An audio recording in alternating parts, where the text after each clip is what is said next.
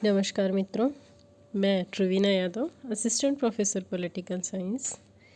मेरे इस YouTube channel पर आप सभी का स्वागत है। आशा करती हूँ मेरे द्वारा जो वीडियोस अपलोड किए जा रहे हैं आप उनके माध्यम से अपने सिलेबस को आगे बढ़ा रहे होंगे। आज का जो हमारा लेक्चर है वो बीए पार्ट सेकंड के लिए है। बीए पार्ट सेकंड में हम विश्व के संविधान पढ़ रहे हैं। विश्व के संविधान में हम अमेरिका का संविधान पढ़ रहे हैं। ब्रिटेन का हम पहले ही पढ़ चुके हैं। अमेरिकी संविधान की विशेषताएं हम देख चुके हैं, उसका मोटा मोटा ढांचा हमने पढ़ा है। इससे पहले का जो लेक्चर था उसमें हमने अमेरिकी जो संसद है, कांग्रेस, पार्लियामेंट, उसकी शक्तियां व कार्य के संबंध में हमने समझा था।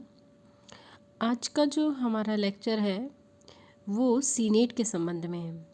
देखिए, अमेरिकी कांग्रेस यानी वहाँ की जो पार्लियामेंट है जिसे कांग्रेस कहा जाता है, उसके दो सदन हैं, सीनेट और प्रतिनिधि सभा।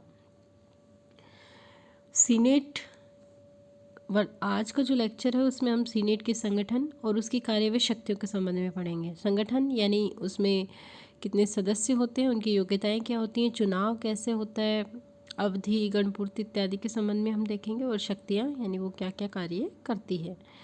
चलिए शुरू करते हैं। सीनेट का संगठन, शक्तियाँ और कार्य। देखिए, अमेरिकी कांग्रेस की द्वितीय सदन सीनेट में सभी इकाइयाँ जो है उसको समान प्रतिनिधित्व दिया गया है। ये अमेरिकी कांग्रेस का उच्च सदन भी है और द्वितीय सदन भी है। यहाँ सभी जो इकाइयाँ यानी सभी जो राज्य हैं उनको समान प्रतिनिधित्व दिया गया है, यानी जनसंख्या के आधार पर सीटों का वितरण नहीं किया गया है। कोई भी राज्य छोटा हो या बड़ा हो, सबको समान प्रतिनिधित्व, समान सीटें दी गई हैं। अमेरिका के जो प्रत्येक राज्य हैं उनके द्वारा इसमें अपने दो प्रतिनिधि यानी दो सदस्य चुनकर भेजे जाते हैं। और सीनेट में प्राप्त ये जो प्रतिनिधित्व है उसमें किसी भी राज्य को उसकी इच्छा के बिना वंचित नहीं किया जा सकता है। अमेरिकी संविधान का जो अनुच्छेद है 5, उसमें कहा भी गया है स्पष्ट रूप से कि किसी भी राज्य को उसकी सहमति के बिना सीनेट में प्रतिनिधित्व की समानता से वंचित नहीं किया जा सकता। प्रारंभ में जब अमेरिकी जो संघ था उसमें 13 राज्य थे, तो सीनेट की सदस्य संख्या उस समय 26 थी, परंतु चूँकि अब अमेरिका में 50 राज्य हैं इसलिए सीनेट की जो सदस्य संख्या है वो 100 हो गई है। यानी 50 राज्य एक राज्य से 2 चुनकर आते हैं, तो वर्तमान में सीनेट में कितने मेंबर चुने जाते हैं? 100 सदस्य चुने जाते हैं। आगे हम देखते हैं सदस्यों के लिए योग्यताएं क्या क्या हैं। जो व्यक्ति सीनेट की सदस्यता के लिए उम्मीदवार होना चाहता है उनमें निम्नलिखित योग्यताएं होनी चाहिए। पहला, 30 वर्ष की आयु पूरी कर चुका हो। दूसरा, उस राज्य का निवासी हो जिसका वह प्रतिनिधित्व कर रहा है, जहाँ से वो चुन के आना है, वहाँ का नागरिक होना चाहिए। यानी फ्लोरिडा प्रांत से अगर उसे सीनेट में मनोनीत होना चुनना है तो फ्लोरिडा का नागरिक या निवासी होना आवश्यक है। तीसरा, वह कम से कम 9 वर्ष से अमेरिका में निवास करता हो, यानी कम से कम मिनिमम 9 साल से वो अमेरिका में निवास करता हो। तो ये उसकी योग्यताएं हैं। अगला है सदस्यों का चुनाव। योग्यताएं हो गई, कितने मेंबर हो गए हमने देख लिया। अब इन सदस्यों का चुनाव कैसे होता है? देखिए, प्रारंभ में सीनेट के जो मेंबर थे उनके निर्वाचन हेतु अप्रत्यक्ष निर्वाचन की व्यवस्था को अपनाया गया था, और यह व्यवस्था की गई कि राज्यों के विधानमंडल जो है वो सीनेट के सदस्यों को निर्वाचित करके भेजेंगे। यानी सीनेट के जो मेंबर हैं उनको विधानमंडलों के द्वारा निर्वाचित करके भेजा जाएगा। कुछ समय तक तो ये व्यवस्था ठीक चली, किंतु बाद में ये जो व्यवस्था है इसमें अनेक दोष उत्पन्न होने लगे। कुछ राज्यों की विधानसभाओं के सदस्यों में आपसी झगड़े और मतभेद होने लगे, और वे ऐसी स्थिति आ गई कि अनेक बार देश के सदस्य ही नहीं चुने जा सके। अतः बाद में जो है इसमें परिवर्तन किया गया, और इस सीनेट में जो प्रक्रिया है वो ये जो प्रक्रिया है जिसमें रिश्वतबाजी चलने लगी, विधानमंडलों का हस्तक्षेप होने लगा, राज्यों के सदस्यों के चुनाव में बहुत सारी समस्याएं आने लगी। तो 1912 में संविधान में 17वां संविधान संशोधन प्रस्तावित किया गया, जिसका उद्देश्य था सीनेट के सदस्यों का चुनाव सीधे जनता द्वारा किया जाए। यानी 17वें संविधान संशोधन द्वारा जो 1913 में पारित हुआ, उसके द्वारा सीनेट में के सदस्यों का प्रत्यक्ष रूप से चुनाव होने लगा। उसके बाद से कंटिन्यू यही प्रक्रिया चल रही है। वहाँ के जो सदस्य हैं वो जनता के द्वारा प्रत्यक्ष रूप से निर्वाचित होते हैं। और जब से ये प्रक्रिया शुरू हुई है तब से सीनेट का महत्व भी बढ़ गया है। और अब ये जनता की वैसी ही प्रतिनिधि बन गई है जैसे कि प्रतिनिधि सभा, क्योंकि अब ये डायरेक्ट इसमें जनता के द्वारा चुनकर भेजे जाते हैं। पहले अप्रत्यक्ष पद्धति को अपनाया गया था लेकिन वो कारगर सिद्ध नहीं हुई, तो 17वां संविधान संशोधन करके इसमें प्रत्यक्ष निर्वाचन की पद्धति को अपना लिया गया। अगला अवधि, सीनेट एक स्थायी सदन है, इसे भंग नहीं किया जा सकता। इसके जो सदस्य हैं वो 6 वर्ष की अवधि के लिए निर्वाचित किए जाते हैं। प्रति 2 वर्ष के बाद 1/3 सदस्य अवकाश ग्रहण करते हैं, जिनके स्थान पर क्या होता है, नवीन सदस्यों का निर्वाचन किया जाता है। सदस्यों के पुनर्निर्वाचन पर कोई प्रतिबंध नहीं है, यानी एक सदस्य दोबारा भी निर्वाचित होकर के आ सकता है। और अनेक सदस्य लंबे समय तक इसके सदस्य भी रहे हैं पुनर्निर्वाचित हो करके। अगला है गणपूर्ति। सीनेट की बैठकों के लिए कुल सदस्यों के बहुमत की उपस्थिति आवश्यक है, यानी जो कुल जो मेंबर हैं उनका बहुमत होना आवश्यक है, तभी सीनेट की बैठक की शुरुआत होगी। वेतन भत्ते और उन्मुक्तियाँ। कांग्रेस के जो दोनों सदन हैं उनके वेतन भत्ते और उन्मुक्तियाँ समान हैं, सबसे महत्वपूर्ण बात है। और इनका जो वेतन है वो कांग्रेस के द्वारा तय किया जाता है। यात्रा भत्ते, इन्हें उसके अलावा अन्य जो महत्वपूर्ण भत्ते होते हैं, यात्रा, स्टेशनरी वगैरह के लिए, टेलीफोन, निःशुल्क चिकित्सा, तार सुविधा इत्यादि, ये सब चीज़ें भी उपलब्ध करवाई जाती हैं।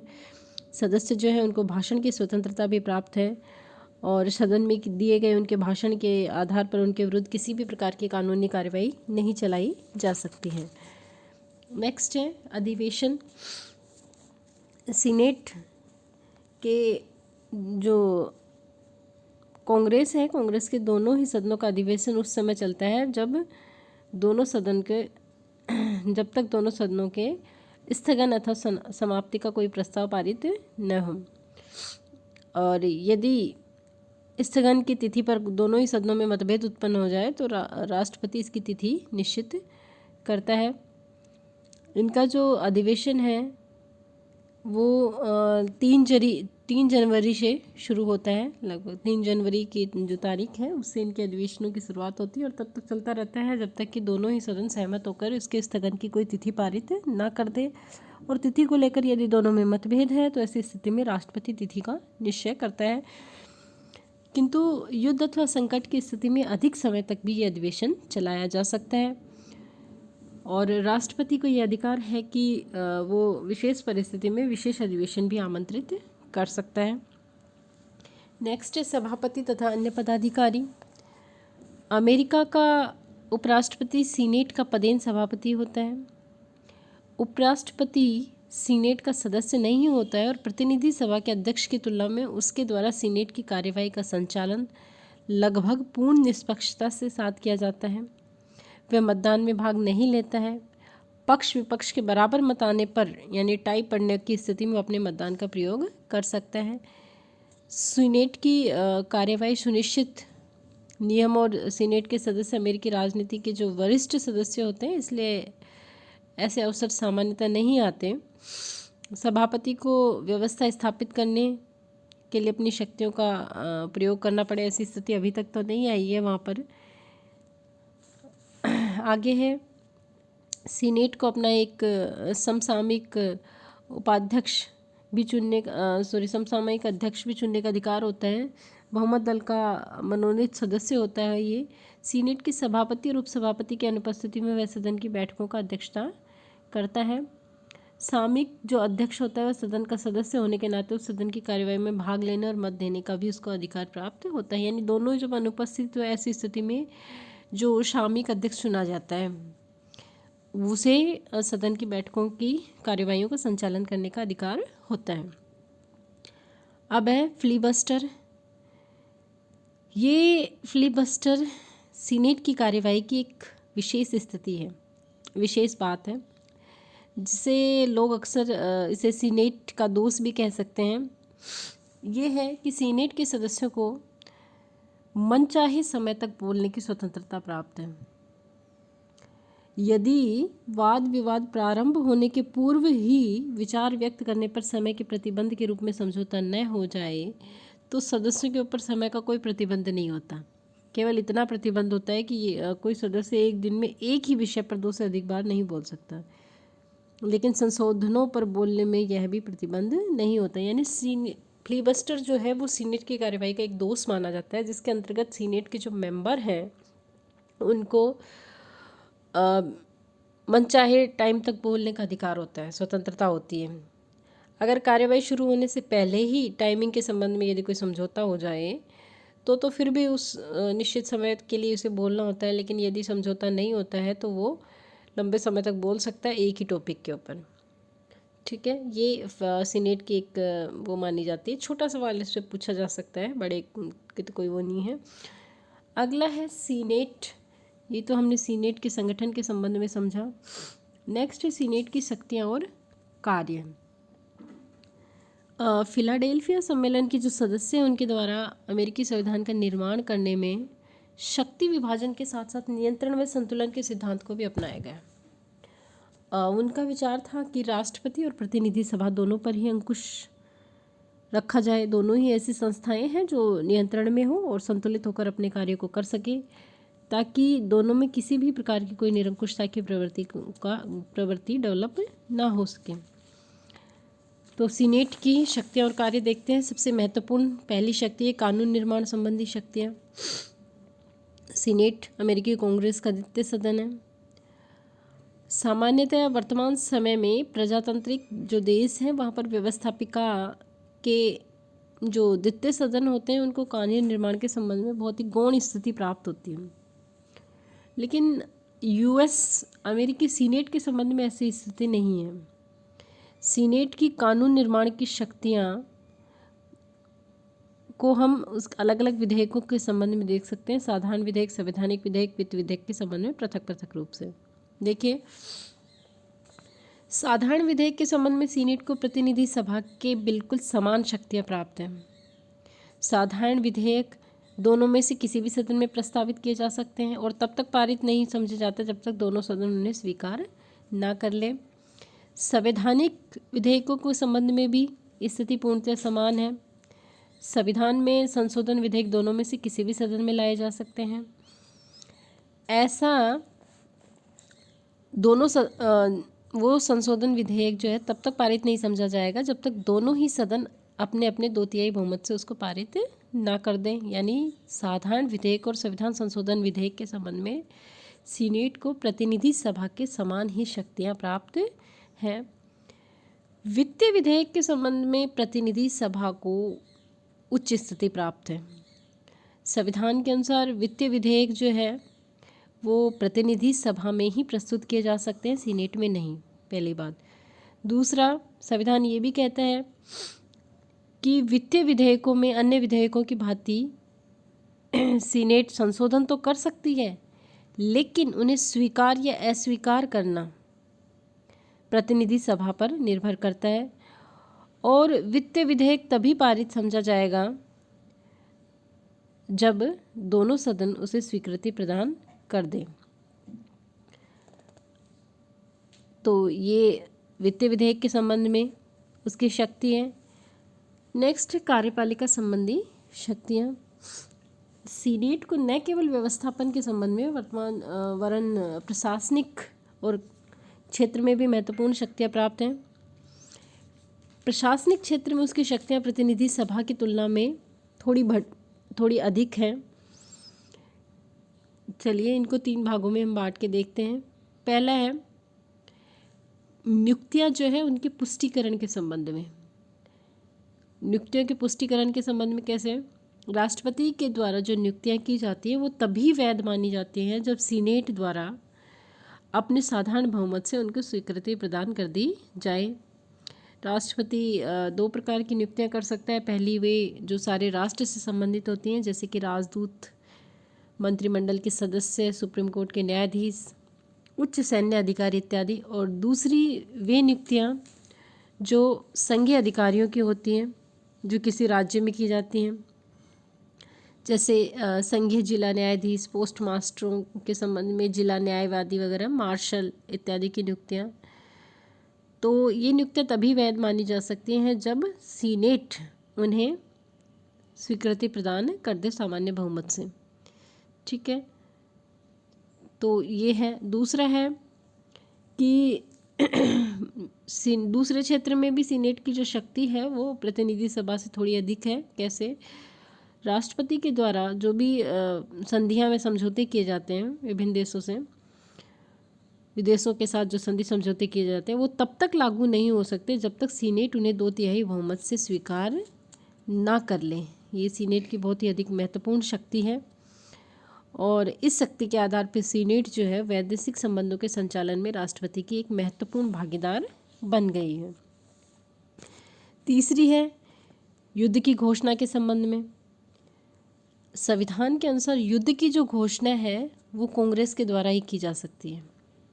सीनेट अपनी प्रथम 2 कार्यपालिका शक्ति जो हमने बताई है उनका प्रयोग तो अकेले ही करती है, किंतु तीसरी जो शक्ति है युद्ध की घोषणा के संबंध में, युद्ध की घोषणा सीनेट को प्रतिनिधि सभा के साथ मिलकर ही करनी होती है, यानी दोनों सदन यदि सहमत हो तभी युद्ध की घोषणा की जा सकती है। अगला है अन्वेषण की शक्ति, जो सीनेट की एक बहुत ही महत्वपूर्ण शक्ति है अन्वेषण या जांच के संबंध में।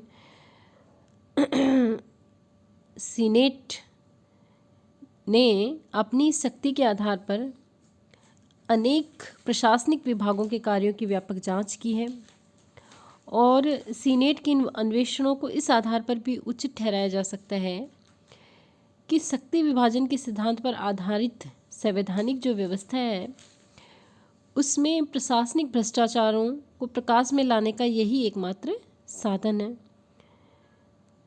ये विभिन्न जो मामले हैं उनमें समय समय पर अन्वेषण करती रही है। जैसे अपन वाटरगेट कांड का देखें तो उस समय इसने जांच की थी और इसने अपने एक समिति गठित करती है जिसके आधार पर वो ये अन्वेषण या जांच संबंधी कार्यों को संपन्न करती है। अगला है न्यायिक शक्तियाँ। सीनेट को न्यायिक शक्तियाँ भी प्राप्त हैं जिसमें सबसे महत्वपूर्ण उसकी महाभियोग की शक्ति है। प्रतिनिधि सभा में राष्ट्रपति, उपराष्ट्रपति, सैन्य अधिकारी या न्यायाधीशों पर देशद्रोह, भ्रष्टाचार तथा अन्य गंभीर अपराध के लिए महाभियोग का प्रस्ताव लाया जा सकता है, परंतु उसकी जो सुनवाई है, न्यायिक जो सुनवाई होगी वो सीनेट में होती है, वही उस पर अपना निर्णय देती है अंतिम रूप से। महाभियोग की सुनवाई करते हुए न्यायिक प्रक्रिया के सभी जो कार्य हैं, जैसे आदेश जारी करना, गवाहों को बुलाना, शपथ दिलाना, ये सब सीनेट करती है। महाभियोग की सुनवाई के समय सुप्रीम कोर्ट का जो मुख्य न्यायाधीश है वो सीनेट की अध्यक्षता करता है और अपराध की सिद्धि के लिए सीनेट को उस प्रस्ताव को 2/3 बहुमत से पारित करना होता है। अगला है लास्ट अन्य महत्वपूर्ण शक्तियाँ। अन्य शक्तियों में जैसे राष्ट्रपति और उपराष्ट्रपति के निर्वाचन के लिए किए गई जो मतगणना है उसकी गणना भी सीनेट की अध्यक्षता में ही होती है। उसका निर्वाचन का जो परिणाम है वो भी सीनेट के द्वारा ही घोषित किया जाता है। विशेष स्थिति में उपराष्ट्रपति का निर्वाचन यानी किसी भी सदस्य को यदि बहुमत प्राप्त नहीं होता है तो ऐसी स्थिति में जो ऊपर के दो उम्मीदवार होते हैं उनमें से सीनेट किसी एक को मतदान के द्वारा उपराष्ट्रपति निर्वाचित कर सकती है। तो ये उसकी कुछ महत्वपूर्ण अन्य शक्तियाँ हैं। तो इस प्रकार हमने देखा कि सीनेट विभिन्न प्रजातांत्रिक देशों के जो द्वितीय सदन होता है उनकी तुलना में अमेरिका का जो ये द्वितीय सदन है यानी सीनेट जो है वो बहुत अधिक शक्तिशाली है। उसको बहुत से मामलों में प्रतिनिधि सभा से अधिक शक्तियाँ प्राप्त हैं और कानून निर्माण के संबंध में वित्तीय विधेयक को यदि हम छोड़ दें तो संवैधानिक व साधारण विधेयक के संबंध में प्रतिनिधि सभा के समान ही शक्तियाँ प्राप्त हैं। तो सीनेट एक बहुत ही शक्तिशाली व अमेरिकी कांग्रेस का एक बहुत ही महत्वपूर्ण सदन है जिसमें सभी राज्यों को समान प्रतिनिधित्व दिया गया है। आगे का जो हमारा लेक्चर है उसमें हम अमेरिकी कांग्रेस का जो प्रथम सदन है यानी प्रतिनिधि सभा जो है, हाउस ऑफ कॉमन जो है, उसके संगठन व उसके कार्य व शक्तियों के संबंध में अध्ययन करेंगे। धन्यवाद।